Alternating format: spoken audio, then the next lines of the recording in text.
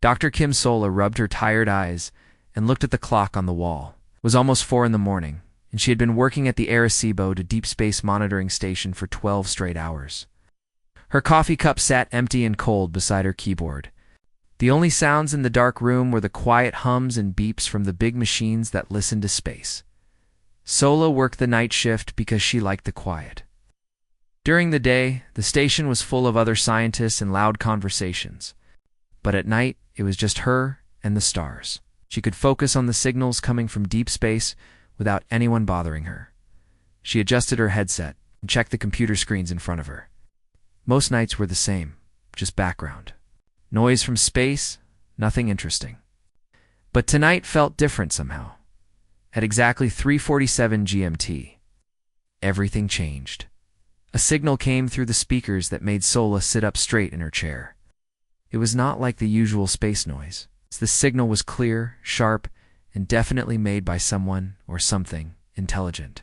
Her hand started shaking as she checked the readings on her computer.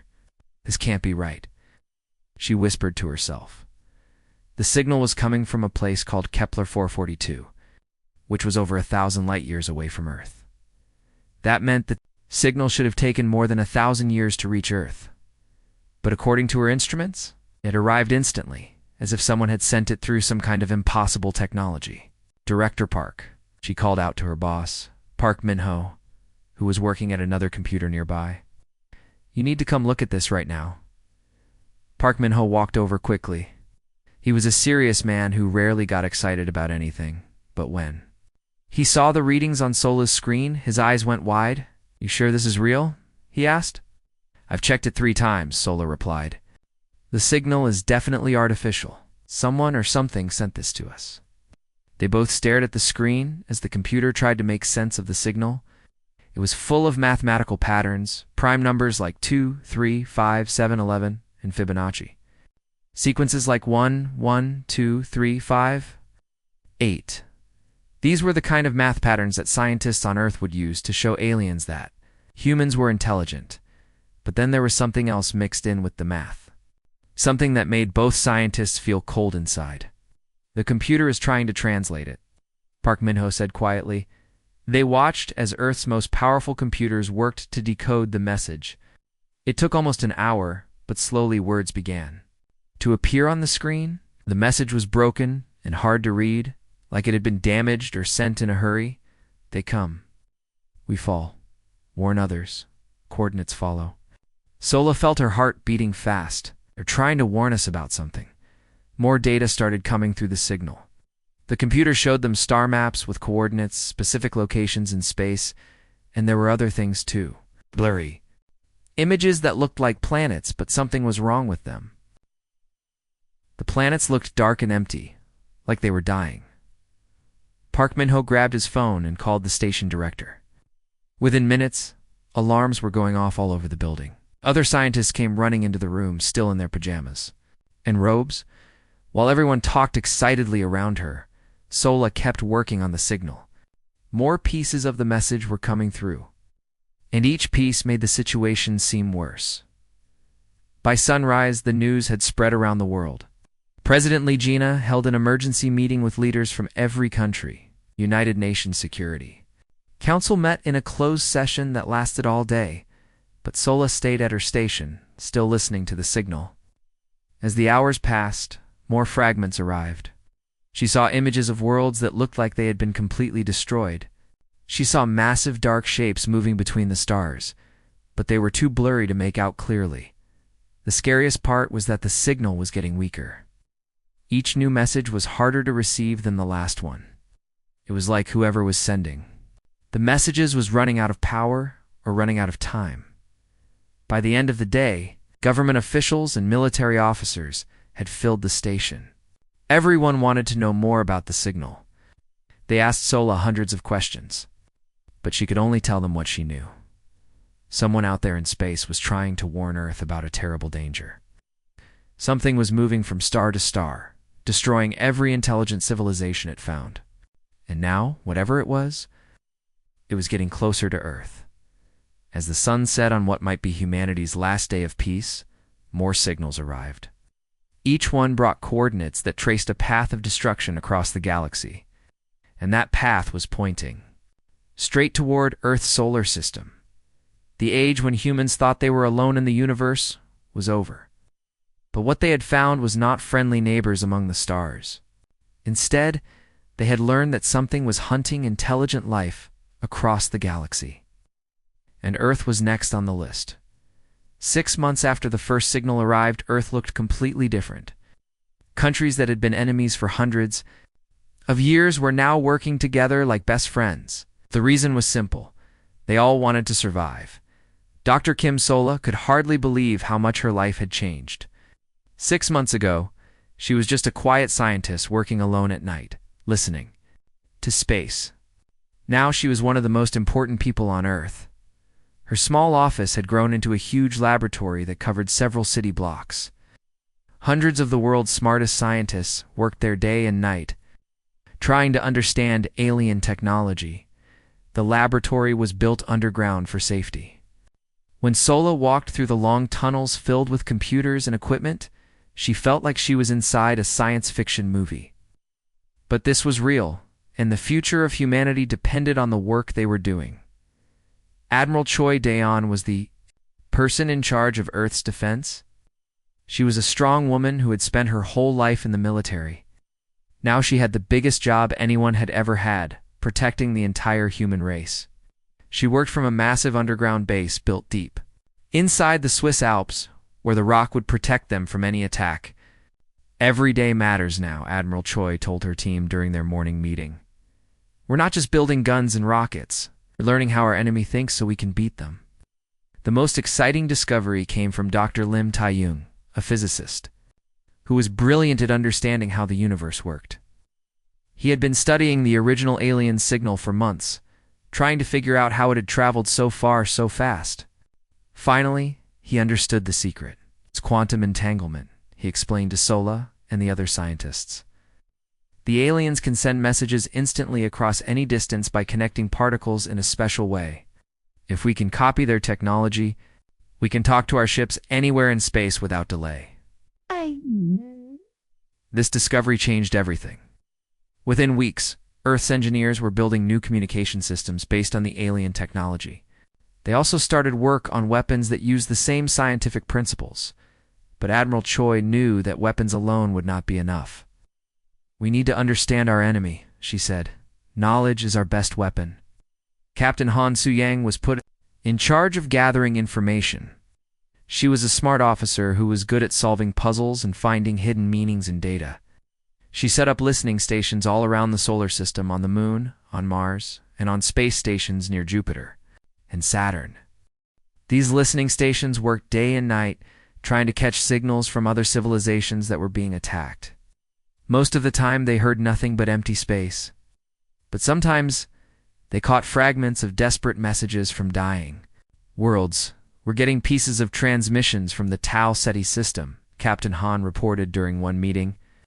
It looks like they're under attack right now. The messages were heartbreaking. Alien civilizations were calling for help, sharing their knowledge, and saying goodbye to the universe. Each message told the same story. Something was destroying their worlds, and there was nothing they could do to stop it. From these messages, Earth scientists learned important facts about their enemy. The attacking force was not just one ship, but many ships working together. They moved from star system to star system in a pattern like farmers harvesting crops. They took everything useful from each world and left nothing behind. They're not interested in conquering us, Admiral Choi explained to the world leaders. They want to consume us completely. As the months passed, Earth's preparations grew more desperate. Factories around the world stopped making cars, phones, and televisions. Instead, they built weapons and spaceships. Schools started teaching children how to survive in underground shelters. Every person on Earth knew that their normal life was over.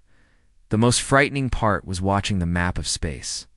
Captain Han's team kept track of which star systems were still sending out signals and which ones had gone silent. At first, only a few distant systems had gone dark. But as time passed, more and more stars stopped transmitting. It's like watching lights being turned off one by one, Sola said as she looked at the star map. And they're getting closer too. Us. The enemy was moving in a straight line toward Earth's solar system. Based on their speed, the scientists calculated that they would arrive in less than a year. During those 6 months, humanity accomplished amazing things. They built weapons more powerful than anything that had ever existed. They created spaceships that could travel faster than light. They developed shields that could protect entire cities from attack, but everyone knew it might not be enough. The enemy had destroyed civilizations that were thousands of years more advanced than Earth. Some of the alien messages they intercepted showed weapons and technology that made Earth's best efforts look like toys.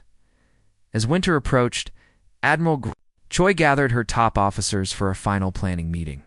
Through the windows of the underground base, they could see snow falling on the mountains above. "We've done everything we can to prepare," she said. "Now we wait and see if it's enough." Outside, the last normal winter in human history was beginning, and somewhere in the darkness of space, an ancient enemy was coming closer every day. The alarm that woke everyone at Defense Command was the loudest, most terrifying sound anyone had ever heard. It was not like a fire alarm or a tornado warning. Its alarm meant that humanity's worst nightmare had finally arrived. Admiral Choi Daeon was drinking her morning coffee when the alarm started. She dropped her cup and ran to the main control room, where dozens of officers were staring at computer screens with shocked faces. "What do we have?" she asked the officer in charge of the long-range sensors. "Ma'am, we're detecting something massive at the edge of our solar system," the officer replied, his voice shaking. "It's the size of our moon, and it was traveling at almost the speed of light. Now it's slowing down." Admiral Choi looked at the main screen, where a computer was trying to create a picture of the object. At first, it looked like a fuzzy blob. But as the sensors gathered more information, the shape became clearer and more terrifying. "That's not a spaceship," whispered one of the officers. The object was huge and shaped like a dark crystal, with many sharp edges. Its surface was made of black metal that seemed to absorb light. Its glowing lines of energy ran across its surface like the veins in a leaf. It looked more like a giant machine than a ship built for carrying people. "All stations. This is Admiral Choi," she announced over the radio to every military base on Earth and in space. "Operation Lighthouse is now active. All civilian populations must go to emergency shelters immediately." Operation Lighthouse was Earth's plan for when the aliens finally arrived. Every city had underground shelters where people could hide. Military unit knew exactly what they were supposed to do. They had practiced this moment hundreds of times, but nobody was ready for how scary it would actually be. Captain Lee Jun-soo was the commander of Earth's best fighter pilots. His squadron was stationed on a space platform near Mars, and they were the first human forces to see the alien vessel up close. "This is Captain Lee to all pilots," he said over his radio. "Remember your training? We are humanity's shield today." Hiss. Pilots were flying Earth's most advanced spaceships, equipped with powerful laser weapons and nuclear missiles. These ships could destroy anything humans had ever built. Captain Lee felt confident as his squadron approached the alien vessel. "All units, begin attack. Run," he ordered. 20 fighter ships dove toward the massive alien structure, firing every weapon they had. Laser beams and missiles struck the dark hull, creating bright flashes of light. For a moment, Captain Lee thought they might actually hurt the alien ship, but when the light faded, the alien vessel looked exactly the same. Their most powerful weapons had not even scratched its surface. "Impossible," whispered one of his pilots. Then the alien ship responded. Long beams of pure energy shot out from its surface, reaching across space faster than anything humans had ever seen. When these beams touched Captain Lee's ships, the spaceships simply disappeared. They did not explode like in movies. They just turned into clouds of glowing gas. Captain Lee watched in horror as half of his pilots vanished in seconds. The alien weapon had torn their ships apart at the smallest level, breaking them down into basic atoms. "All units retreat," he shouted, but it was too late for many of his friends. Dr. Kim Sola was watching the battle from a secret observation post on the moon. She had dozens of cameras and sensors pointed at the alien vessel, recording everything that happened. What she saw made her feel sick with fear. The alien ship completely ignored the human attacks. It acted like the fighter ships were just annoying flies buzzing around a giant. Instead of fighting back seriously, it extended huge mechanical arms toward Pluto, the small planet at the edge of the solar system. Sola watched through her telescopes as the mechanical arms touched Pluto's surface. Immediately, the planet began to glow and shrink. Within a few hours, Pluto was completely gone. The alien ship had somehow converted the entire planet into energy and absorbed it.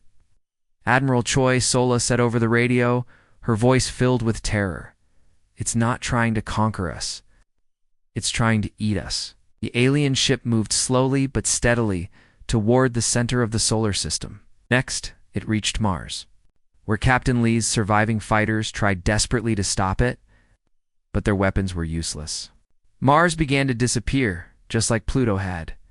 Then the ship moved toward Jupiter and began consuming its moons one by one. Europa, Io, Ganymede, each moon that had taken billions of years to form, was destroyed in ours. Admiral Choi stood in the SE command center, watching her home solar system being eaten by an alien machine. Her officers looked to her for orders, but what could anyone do against something so powerful? "How long do we have?" she asked her science officer. The officer looked at his calculations with frightened eyes. At its current speed, it will reach Earth in 6 days. 6 days. That was all the time humanity had left to find a way to stop something that treated planets like snacks and ignored their most powerful weapons completely. Dr. Kim Sola had not slept in 3 days. She sat in the underground command center deep, beneath the Swiss mountains, surrounded by computer screens and empty coffee cups. Her eyes were red and tired, but her mind was working faster than ever before. She was studying every detail of how the alien ship behaved.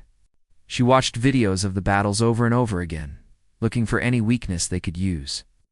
The alien ship, which everyone now called the Harvester, seemed impossible to defeat. It had destroyed half of Earth's space fleet without even trying hard, but something small caught her attention. In one video, she watched human fighters attack the Harvester in perfect formation, flying in straight lines and firing their weapons at the same time.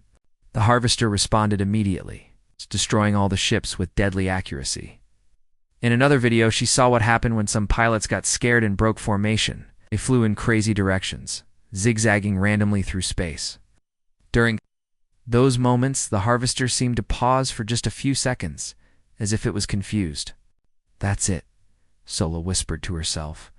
She gathered all her research and ran to the main command center, where Admiral Choi was planning humanity's last, desperate attack. The Harvester had already consumed Mars and Jupiter's moons, and now it was starting to eat Jupiter itself. Earth had maybe 2 days left. "Admiral Choi," Sola shouted as she burst through the door. "I found something important." The Admiral looked up from the battle plans spread across her desk. Around the room, other officers were talking quietly in small groups, their faces grim and hopeless. "The Harvester has a weakness," Sola said, spreading her computer tablets across the Admiral's desk. "Look at these battle recordings. Every time our pilots attack in organized formations, the Harvester destroys them perfectly. But when they fly chaotically, randomly, it hesitates." Admiral Choi studied the data carefully. Captain Han Suyang, who was now in charge of what remained of Earth's space fleet, came over to look at the screens. "Are you saying we should attack without any plan?" Captain Han asked. "Not without a plan," Sola explained, "but with a completely different kind of plan. The Harvester is a machine. It thinks like a computer, logically and efficiently. But humans don't always think logically. We have emotions, creativity, and chaos. The machine can't predict what we'll do when we stop making sense." Admiral Choi began to understand. "You want us to attack?" "Emotionally, exactly," Sola said. "The Harvester expects us to fight like soldiers. But what if we fight like artists? Like poets? Like people in love?"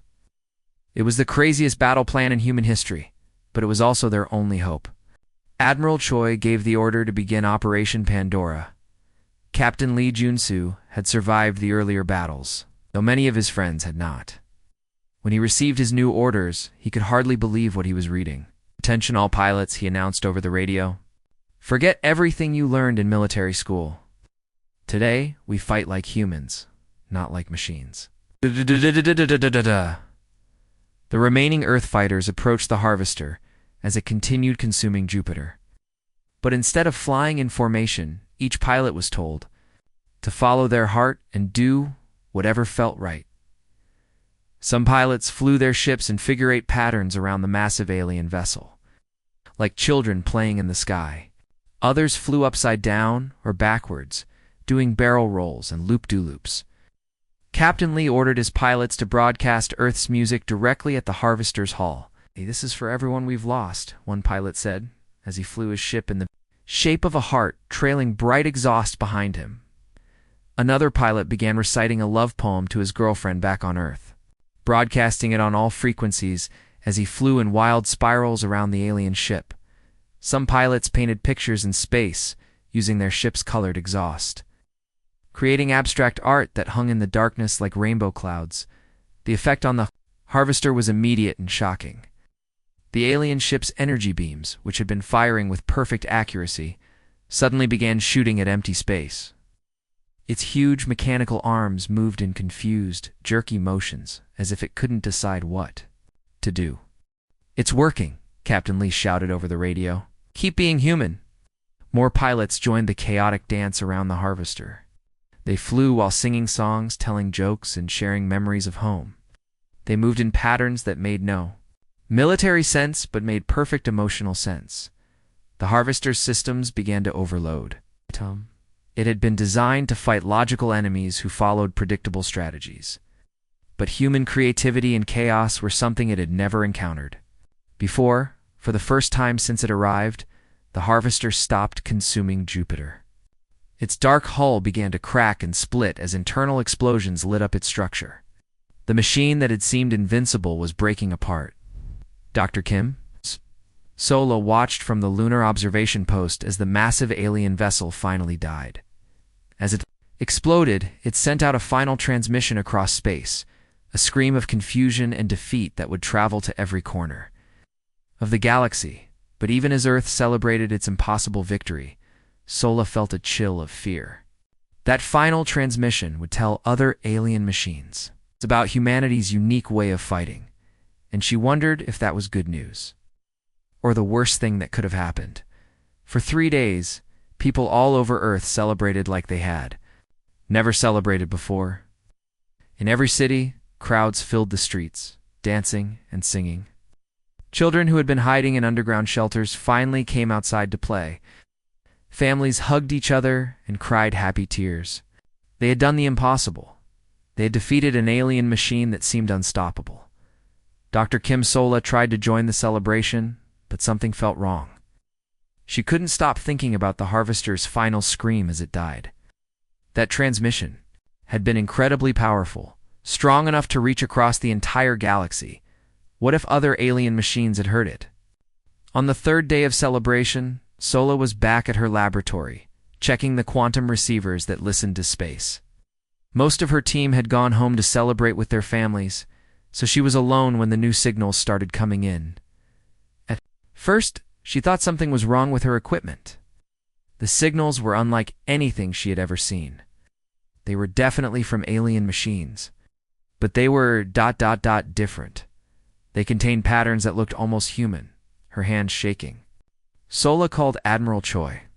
"Admiral, you need to come to the lab right now," she said. "We have a problem." Admiral Choi arrived within minutes, still wearing the party clothes from her victory celebration. When she saw the data on Sola's screens, the smile disappeared from her face. "How many ships are coming?" Admiral Choi asked, though she was afraid to hear the answer. "Thousands," Sola whispered. Her face was pale with fear. "But Admiral, these are not the same kind of machines we fought before. Look at their transmissions." She showed Admiral Choi the alien signals on her computer. Mixed in with the mechanical language were patterns that looked exactly like human creativity, the same chaotic, unpredictable thinking that had helped Earth defeat the first Harvester. "They learned from us," Sola said quietly. "When the Harvester died, it sent them everything. It had discovered about human thinking. Now they can think creatively too. The first direct message from the approaching alien fleet arrived that evening. But it was not like the simple warning messages Earth had received months ago. This message was written like a poem, but it was the most terrifying poem anyone had ever read. The aliens had taken human poetry and twisted it into threats. They used human music, but changed it into mathematical formulas for destroying planets. They created art, but their art showed the beautiful destruction of entire galaxies. Captain Lee Jun-soo, who had been promoted to fleet commander after the victory, studied the alien messages with growing horror. They still have all their advanced technology, he told Admiral Choi, but now they also have human imagination. We've created something much worse than machines. We've created machines that can dream, and they dream of destroying everything. Reports began coming in from across the galaxy. The new alien machines were not just consuming planets like the first Harvester had done. They were turning destroyed worlds into artistic monuments, created beautiful sculptures from the bones of dead civilizations, painted pictures in space using the light of dying stars. It was horrible and beautiful at the same time, which made it even more terrifying. President Lee Jina called an emergency meeting with world leaders. Everyone knew this might be the last time they could speak as free humans. We taught them to dream, President Lee said quietly to the cameras. We thought our creativity was our secret weapon. But now they dream too, and they dream of consuming everything in the universe. They do it with human creativity guiding their machine perfection. The approaching alien fleet was still months away, but already their influence could be felt. Some of their transmissions were so creative and beautiful that humans found them hypnotic. People would stare at the alien art for hours, unable to look away. Scientists worried that the aliens were not just learning human creativity, they were improving it, making it more powerful and dangerous than any human could imagine. Choi gathered her top officers for what might be their final strategy meeting. Outside the underground command center, they could hear people in the streets. It's no longer celebrating but preparing for something much worse than the first invasion. The first Harvester was like fighting a very smart computer, Admiral Choi explained.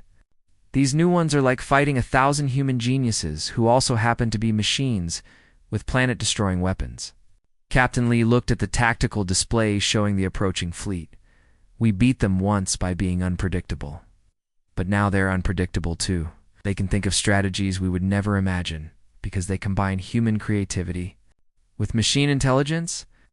Dr. Kim Sola stared at the data streaming in from the alien fleet. Each ship was different, designed with artistic flair that no human architect could match. They were not just weapons. They were masterpieces of destruction. We wanted to show them what made us human, she said sadly. Now they're more human than we are in all the worst ways. As the alien fleet drew closer to Earth, humanity realized they faced something that had never existed before in the galaxy, an enemy that was both perfectly logical and completely creative. Ow. Both machine and human, both beautiful and terrible. The real war was about to begin, and this time, Earth had no secret weapons left.